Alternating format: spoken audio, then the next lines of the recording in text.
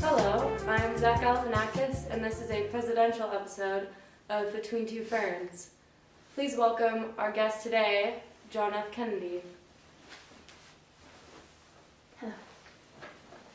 Hello. Welcome to my show. How did you get here? Well, I avoided the crowds by flying in on Air Force One. I just wish my lovely wife Jackie could have accompanied me today, but she's still remodeling our house back in Washington. Oh. So, how's your farm? I heard you have a whole bay of pigs. Is that true? Oh, well, the Bay of Pigs, that isn't a farm. That was one of my biggest failures as a president. It was a military operation that I supported that was meant to overthrow Fidel Castro in Cuba. However, it failed. Many Americans were taken captive and tortured by the Cuban government, but our American government was able to step in and rescue them, in turn ending the conflict. Oh, that was a funny story. Well, that was a very unfortunate event in my presidency, but I have a plan in the work to sign a peace treaty with Khrushchev, which will also limit both of our missile programs. The US will take its missiles out of Turkey, and the Soviets will take theirs out of Cuba.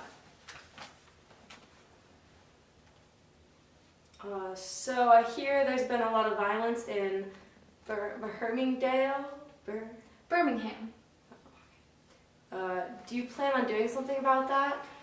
Well, seeing as how I received many crucial votes in the South during my 1960 race for the presidency, I'm going to try to remain neutral on the situation so that I can appease both parties. However, with the news that segregation is growing in schools, I am considering asking Congress to pass a civil rights bill that will end segregation altogether. All right, well, let's talk about some important stuff. Did you have any nicknames as a child? Well, I did have one, actually.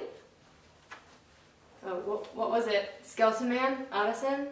Hunchback of Notre Dame? They called me Jack. How many boats did you have growing up? We had a couple. My family had quite a bit of money due to my father's work in finances and some other fields. I was very blessed growing up. We had a summer home and I was able to go to prestigious private schools as a teenager. But there was also quite a bit of friendly competition and sibling rivalry that my family carried through into politics and my presidency. Oh, was that why you were so power hungry that you killed your own brother in the war? That isn't true. I became a great war hero after I rescued my crew from a sinking ship in the Southeast Pacific. My brother, who was in the Air Force and also seeking military recognition, decided to volunteer for a very dangerous bombing mission, which he did not return from. Although he died a hero. Whatever helps you sleep at night. There's a question from Twitter. At YOLOMonkey23 asks, how many chicks did you sleep with while you've been president? Fair question. Well, as you all know, I am very happily married with 2 children, a son and a daughter, and another son on the way, Patrick. However, I do have a soft spot for blondes. Don't we all? So how much money does your father have left after paying for your presidency? My father did not pay for my presidency. It is true that he was a large supporter and funder of my campaign, but I worked tirelessly for months to gain the trust of the American citizens and be elected president. All right. Well, will he be using the extra money to fund your space race? And what is that exactly? Is that you sprinting in moon boots? No. The space race is actually a nickname for the competition between the Americans and the Soviets to send men into space and to explore the universe. At this point in time, the Soviets have sent a rocket, Sputnik, into space, but we have a mission to send our men to the moon. Well, good luck with that. I actually have a copy of a book you wrote, Why England Slept In. I have a specific passage that is my favorite. I would like to ask you about it. Can I read it for you?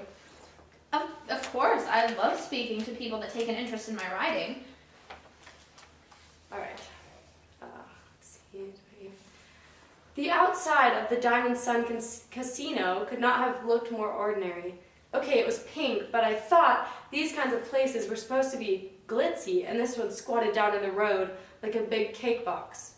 End quote. Do you have any thoughts on that? May I just see that book for a second? Actually, it's a personal copy. Just for a minute. Thank you. That is exactly what I had thought. This is not a copy of my book. This is another book with a false cover on it. It is called Why England Slept, not Why England Slept In. I got the inspiration for writing this book when I went to visit my father in England. He was, of course, at that time the U.S. ambassador to England, and it was during World War II, while Nazi Germany was quickly approaching. My father, instead of fighting, decided to bargain with Hitler, ensuring England's safety in this conflict. I found his reasoning so interesting that I decided to write my senior thesis on his decision. And this novel is a reflection of that original thesis. Well, I don't remember asking you why you wrote the book, but just take over my show, why don't you? Actually, I better be leaving. I have to fly back to Washington to get my wife, and then I'm going to make a trip to Dallas. I mean, she doesn't usually come with me, but maybe I can talk her into it this time. And for all of you viewers out there at home, I leave you with one final thought. Ask not what your country can do for you, but what you can do for your country. Yeah, we've heard it all before. Come back next week for another episode of Between Two Ferns.